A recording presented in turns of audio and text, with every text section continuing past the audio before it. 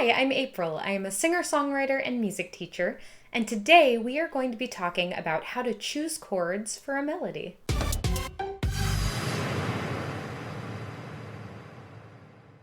Before we get started, I just wanted to say a really quick thank you to everyone who has subscribed. We just hit 1,000 subscribers and I am feeling so excited about it. And if you haven't subscribed yet, make sure that you hit the button.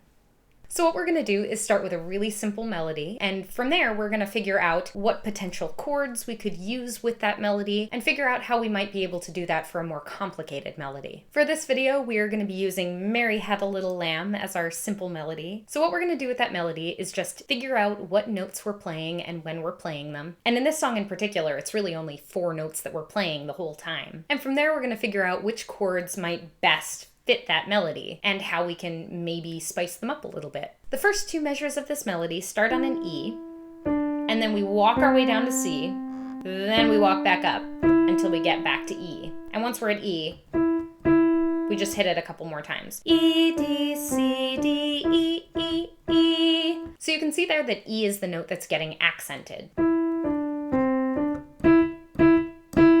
Because of that, we know that the chord that we're going to start on is likely going to contain that E. Our other nice helpful hint is that the melody does drift down to C, and then since we stop there in a reverse, it probably also feels like a more accented note. So, since we know that we have an E and a C in our melody, it's going to make sense that those 2 notes are going to show up in our chord. Automatically, right off the bat, my initial reaction is to play a C major chord. Mary had a little lamb. And you can see how that feels pretty natural because we have both the E and the C in that chord. Another option we would have there would be to start again with the C and the E, but instead of finishing that chord over here with a G, we could maybe go up to A.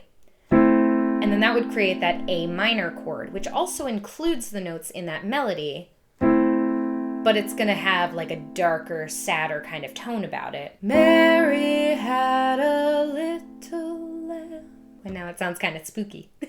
So here you could either decide to use the C major or the A minor, but this is a really good moment to kind of take stock of the rest of your melody. If it ends on a C, chances are it's going to be in C major, and therefore you're going to want to start on that C major. And would you look at that?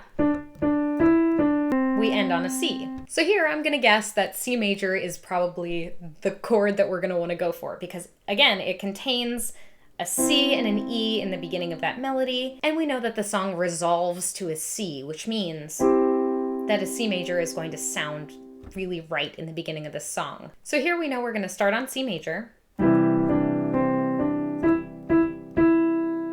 And now we're going to move on to the next part of our melody. So we know that D is the next accented note in our melody, because D is the only note in our melody.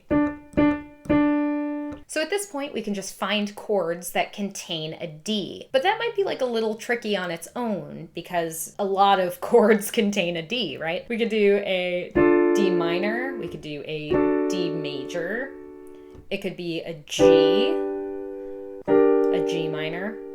The best way, I think, to figure out which of those chords we're going to use would be maybe to think about the key. We know at this point that our last note is going to be C, and because of that we figured out that the song is probably in the key of C major. The key of C contains the notes C, D, E, F, G, A, B, C.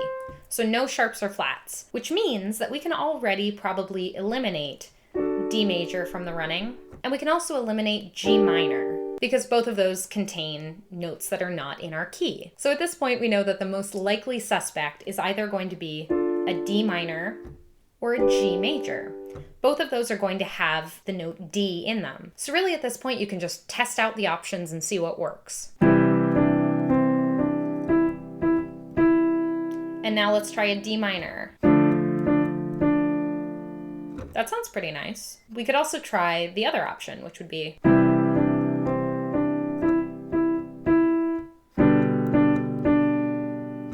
that sounds really nice too. So what I would say is at this point, you can kind of decide which version you like better. But with this song in particular, I might go for a G major. G major is the 5 chord in the key of C, which means that it is a really strong sounding chord, and it has a really strong pull back to the home, or back to that C chord. So if we're playing our song, Mary had a little lamb,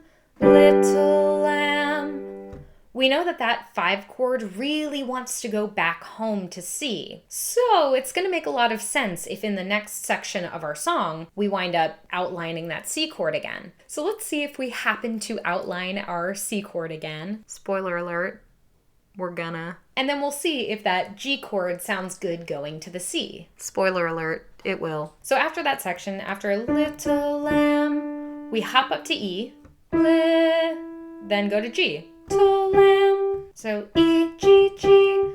And would you look at that? E and G also happen to fall within our C chord, which means that if we play our melody and we decide to go to that G, when we go to that next chord, if we go to C, it's going to sound really nice because it's going to be resolving. If, however, we decided not to go for that G, if we decided instead that we were going to go for that D minor,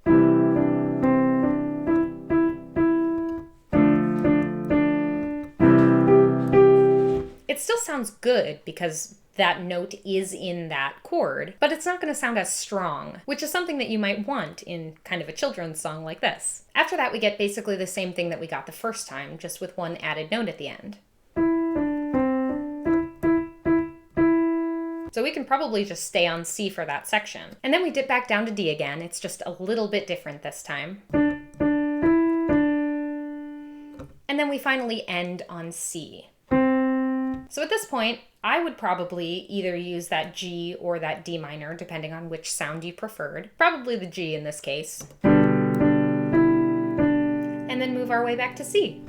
And that is really the entire song. So our final product becomes...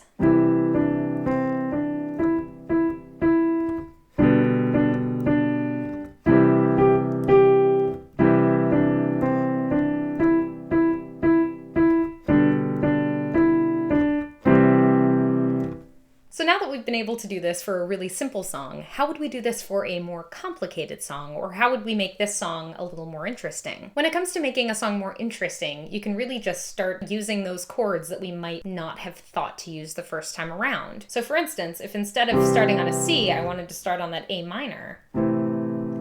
Mary had a little lamb, little lamb, little lamb. Or you could just do a combination of the two. Mary had a little lamb, little lamb, little lamb. Mary had a little lamb whose fleece was white as snow. So that's just one example, but really, all that you're doing is figuring out which chords you're outlining in your melody, and from there you're able to just play around with whatever chords you think sound good in context. Some songs have melodies with really obvious chords that they're outlining, like it'll literally be a song that goes... And then you're going to know that you're outlining a G major chord because those are the notes that you're physically playing. Other songs are going to be a little trickier, and in those, all that you're going to do is just experiment and try to figure out what would be the most fun for you to listen to. Plus, you can even go a little further with it, and you can add some 7th chords, you can change up the harmonic rhythm, which really just means that you're changing when the chords are physically happening. For instance, Mary had a little lamb, as opposed to Mary had a little lamb, little lamb. So you're actually just changing the moment that the chord decides to happen. Or you could even start playing with things like modal interchange, which would be basically those chords that we initially thought about but then decided to nix, like that G minor chord or the D major chord. Mary had a little lamb, little lamb, little lamb. And now we've played something that's not actually in the key, which is going to give us a really interesting and different sound. I hope you found this video helpful. If you did, make sure to leave a like and a comment. Be sure to subscribe if you haven't already, and make sure you ring that little bell to be notified the next time I post.